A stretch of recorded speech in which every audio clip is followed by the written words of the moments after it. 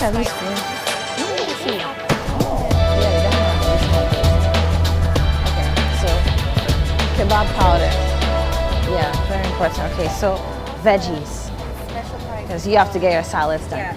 Okay, welcome to Scape on Citi TV. My name is Apioko, and this is the beautiful Emma. Yeah, shopping for her salad.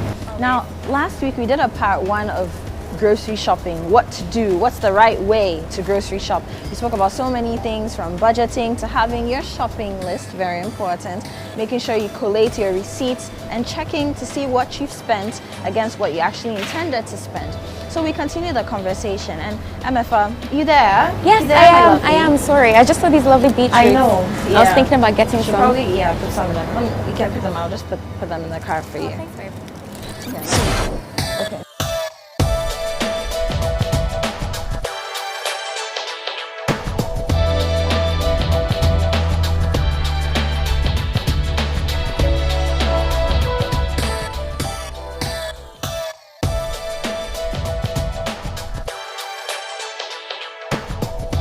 So I want us to start, our part 2, talking a little bit about shopping when things are on sale. Because you see, a lot of people miss sales. Yeah. The first thing I do when I walk into a beautiful supermarket like Shop and Save, where we are right Look now. out for the red banners. Exactly. Always. Special price, fruit salad, and then apart from the aisles, there are always these little islands with lots of maybe juices stocked up. Yeah, I saw that at the entrance as well. Yes. Yeah. So, and they usually have these really bold signs with red. Red is always a good sign that good something's color. on sale. It's not just an ever color. No, it's not just an ever color. Emma and Sarah, I'm talking. It's not just an ever color. When you see red in a supermarket, in a shop, most of the time it means something is on sale. If you don't see red, then you should look out for big signs that say. Or look harder. Very important. It doesn't make you cheap. Just look. You can makes even you ask, smart. Is there anything on sale? I do that a lot. So, is there anything on sale today? No, we have to save money. Okay, no, it's fine. In this economy, really. Okay, so what's your take on shopping when things are on sale? Are you kidding? I live for sales. Definitely, always time things. One of my friends, what she does is that when she sees something she wants to buy, she looks at the expiry date. Yeah. So let's say it expires in August 2017 and she checked in June 2017. She knows that by July, they're going to have to put it on sale because the expiry date is coming up. So she's really cheap. She'll not get it, and then she'll go, because she does her weekly shopping. She has kids and everything. So she'll do her weekly shopping. She'll keep checking and checking and checking. And last time she got a tub of honey, which was meant to be 42 CDs, and she got it down to 8 CDs. Are you serious? Yeah, because it was expiring in that month. And honey is expensive. Guys, if you use honey, because I like honey in my tea and my coffee, I know MFA does too. Honey is expensive. 42 cities. CDs down to 8 CDs. Because she was like, it's going to expire. But 8 CDs for you're going to have to throw any it container away. of honey is cheap. Yeah, she said you're going to have to throw it away. She spoke to the manager and then he was like, okay, fine, just take it for the 8 CDs. Yeah, she got it down. I love there's your nothing friend. wrong. I love your It's not friend. being cheap, it's being smart. Exactly. Money doesn't grow on trees. Especially if you have kids, or especially if, you don't have, some people have health insurance at their work, other people don't. You don't know when you're going to fall ill. You don't know when you're going to have to cough up those bills. Everybody knows our national health insurance scheme is not really working. I said it. So we really, have a national insurance in Ghana. shame on you. But really, so if you do have at least some control over how much you can spend and when you can spend it, I don't see why you shouldn't take the opportunity. Yeah, exactly. Buying on sale doesn't make you cheap. It makes you smart. It does. It does. You work hard for your money. But then you mentioned something very important, expiry dates. Always do look at the expiry date. Don't go buying something that's going to expire. We're in July now, so don't go buying something that's going to expire in August when you know you're not going to use it by August. Or pay full price for it. Exactly. Doesn't make any sense. Because then you'd have ended up wasting your money anyway. Okay, so I do a lot of cereal, so lots of fresh milk. And so I go through a carton in 2 days. Yeah, a 1 liter carton by myself. I can go through in 2 days. 2 days before. I don't even drink 1 liter milk. carton. Wait, is it like 2 proper days. milk? Yeah, and I do semi-skimmed or 2% for those of you who are more familiar with that measurement.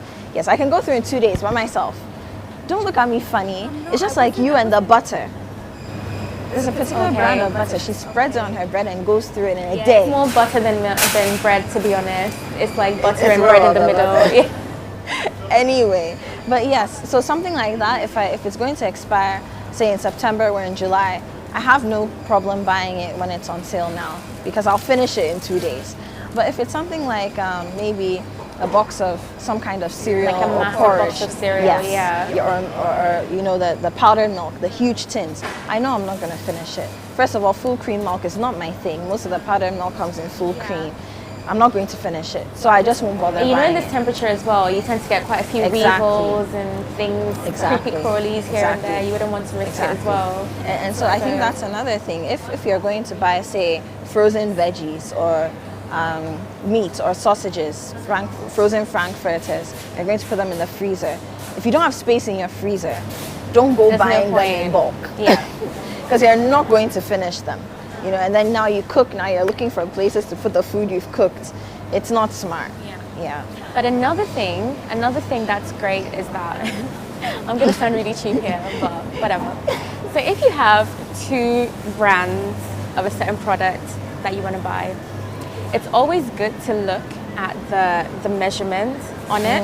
So for example, if one brand of butter is selling 100 grams for 5 cedis, and another brand is selling 150 grams for 5 cedis, you're better off getting the 150 grams unless you really, really don't like the taste. But it's always good to check the measurements and then compare prices. I think that extra that's 20 grams in there makes a huge difference.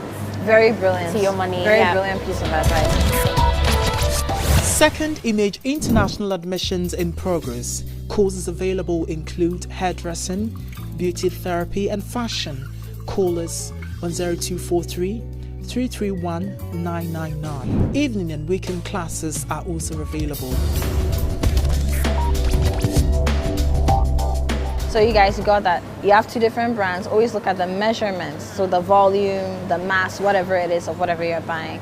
And measure. If the price is the same, go for more. More is always good, right? And so you said, so in a scenario like that, in case you really don't like the taste, it also depends on what you're going to use it for. So if you're going to use, for me, for example, I bake, I like pancakes. If I'm going to use a particular brand of butter to cook, as opposed to just spreading on my bread, I don't really care about the taste because all the other things in the cake and I used to think that, but I really care about it. No, really. Sometimes it's in your mind, really. No, because I bought a brand of butter here in Ghana. We won't mention any names. No, we're not mentioning. We won't mention names. And you know, I love to cook a lot of seafood. So I tossed in a bit of this cheap butter. Do you know the butter didn't melt in it? It kind of floated on top with the juices from the prawns. So it's probably a spread that they were passing off as a butter. Yeah, exactly. So I think it's knowing what you like, being brand aware as well, knowing the brands. There's nothing wrong with trying new brands, especially if they're more affordable. But you can always Google. If you're carrying your phone around, you have no excuse. Just Google. See why you should have your list on. Well, I have my phone in my purse. So you're going to be carrying a list and your phone and the trolley and your handbag so I go and your into a music. particular aisle. I know what I want from this aisle. I'm going through my list. My phone is there. Yeah, she's a bit of a baby, you know. She's not the wisdom. Do I look like a baby? Just because you're fine and you look all grown, don't mean you are grown. You're funny. But yes, okay. So, I mean, great. We've spoken about buying things when they're on sale and whatnot. Another thing I want us to touch on, you know, people have this notion that coming to a supermarket like Shop and Save means you have to have a ton of money. Really? And yes, and that things are typically more expensive. I totally disagree, and I'll tell you why, but So what do you I. think? Why do you disagree? No, because I think big department stores buy in bulk, so it's more likely that they're going to sell their things for cheaper. But if you buy from a small boutique store, they're trying to pay their rent, they're trying to charge you for the fees they paid when they were importing the mosquito product. spray they'll buy when the mosquitoes coils, come in. you're paying for their staff as well. They're trying to make all the money they've invested in their business in that one day or in that sale. So yeah, definitely, it just makes more sense. I mean, and of course, we're not saying that there aren't certain things that would be more expensive in a big shop, but typically, especially if it's a well-known brand. Basic economies of scale. You're basically, Madam Shat. Yes, oh please. Okay, okay. Lecture us, Miss Basic Economist. economies of scale. So if you're a big shop and you're importing more, and most of the time you have control over what you're importing, you're more likely to spread the costs over the products because you have more products to sell. If you're a smaller retailer who's probably going to buy your goods from a big shop or a bigger entity anyway, like MFA said, you're paying for your hair, you're paying for your toilet roll, you're paying your staff, you're paying your rent. Every little thing you can think of, you're They were added to it, yeah. Those few items. And mind you, they're in some corner a lot of the time. So people hardly go there. So you're pretty much paying for the customers they've lost. Exactly. But I know not for everyone. No, of course not for everyone. But most of the time. General rule of thumb, I just want people to understand that it doesn't, once you're going into a big supermarket, it doesn't necessarily mean that things you're are going going to to be, splurge. or that things are going it to be more doesn't. expensive. No. And that would bring me to our last point on this conversation about grocery shopping. Shopping around.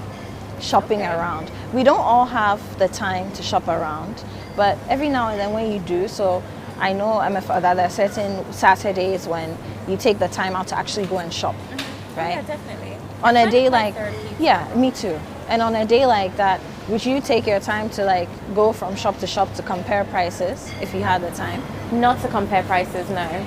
If I find one particular shop and something is way cheaper there, but other things are way more expensive, I think it balances out because some people might sell tomatoes for less, but then their cucumbers will be more expensive. So I think it balances out with fuel and my time and everything.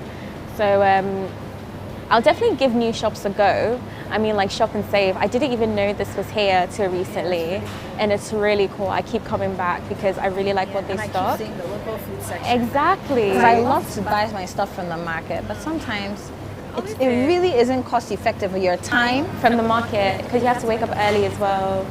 Yeah, babe. You're spending so much time. Sometimes, and parking is an issue a lot of the time. You're either paying very high parking first or there's nowhere to park, depending on which market. Yes. So it means I have to get a cab, or if I'm feeling really frisky, trotro. Ain't nothing wrong with trotro. We love our trotro, but really, if you have other things to do on a weekend, at home, domestic duties. Yeah, it saves time because we work Monday to Friday, sometimes Saturday. That Saturday is very important. I really wouldn't want any stress. Accra traffic. Always check the unit measurement. It doesn't matter if you're literally holding up two things, you're like, this is 450, but this says 410. It doesn't matter, save your money. Very important. And of course, we can't stress enough, don't be ashamed to buy things on sale and ask for what's on sale. Don't be ashamed. It doesn't make you cheap. It doesn't. It makes you smart. It does. So my name is Apioko, and this is... And I'm MFA. MFA with an accent on the E. On the E, don't forget it. We'll see you next week with another exciting conversation. Do leave your comments in the section below, and we'll be back.